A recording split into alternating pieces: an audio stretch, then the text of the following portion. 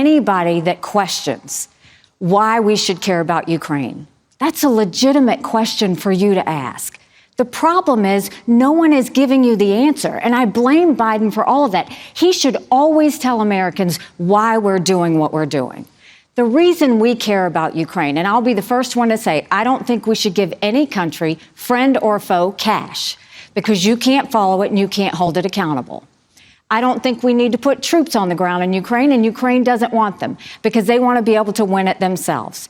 But what I saw at the United Nations, terrorists, thugs, and dictators always tell us what they're going to do. They're amazingly transparent.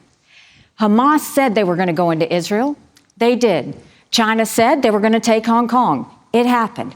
Russia said they were going to invade Ukraine. We watched it. China said Taiwan is next. We better believe it. That was GOP candidate Nikki Haley taking aim at President Joe Biden. While speaking about national security and the war between Ukraine and Russia, the former South Carolina governor blamed the president for failing to give Americans a clear answer. And it's certainly not the first time Nikki Haley has slammed Joe Biden over this. She's previously claimed that Vladimir Putin knows that Joe Biden is, quote, the weakest president in history. Russia and all the dictators are seeing an opportunity that this is the weakest president that America's ever had. And so if they were ever going to invade Ukraine, this is the time to do it. Nikki Haley continued to fire shots at the 81-year-old president during the Fox News town hall. Nikki Haley spoke about the crisis at the southern border and the amount of fentanyl flowing into the country. She warned that America needs to do more than build a wall. We've had more fentanyl cross the border that would kill every single American. Number one cause of death for adults 18 to 45, fentanyl. And don't think for a second China doesn't know what they're doing when they send it over. If we want to deal with this, we have to deal with it once and for all. No more excuses. And that means more than just building a wall. We need to do more than that. US presidential candidates are ramping up their campaigns for the 2024 election. Joe Biden has been addressing voters in South Carolina as part of his re-election bid, and Republican frontrunner and former President Donald Trump has spent time in Iowa ahead of the caucus vote in just 1 week. All eyes are now on Iowa. Haley, DeSantis, Ramaswamy, and Trump all converged on Iowa over the weekend. Now's the time to be active. Now's the time where you guys can make a difference. With just 1 week remaining before the Iowa caucus, the GOP candidates are pouring millions of dollars into the first voting state, flooding the airwaves in an attempt to challenge former President Trump's considerable lead in the polls. You know, backstage, they say to me sometimes, sir, don't tell them that they're going to vote for you. That sounds so demeaning.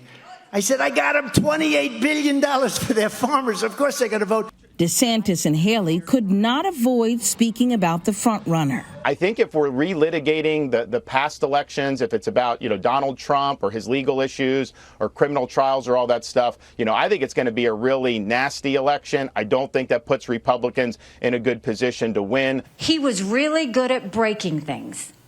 He just wasn't good at fixing them. Trump is looking for a decisive victory in the Hawkeye state after losing the Iowa caucus back in 2016. However, Iowans are split on who they'll support. I think it's highly likely that Trump will come out first. I'll be voting for DeSantis. I would like to see Vivek Ramaswamy be in the race as long as he can be. Trump held a rally in Iowa on the third anniversary of the January 6th Capitol attack, during which he gave his support for those jailed for their actions that day. They ought to release the J6 hostages. They've suffered enough. And raised eyebrows when he made this comment about the Civil War. They could have been negotiated and they wouldn't have had that problem, but it was a hell of a time. This week, the former president will be toggling back and forth from the campaign trail to the courtroom with a jam-packed schedule. On Tuesday, he will be in a D.C. courtroom where opening arguments will be held on his immunity claim. On Wednesday, he will be back in Iowa for a town hall event. And on Thursday, he will be in a New York City courtroom where the closing arguments in the civil fraud case against him, his sons, and the Trump Organization will begin.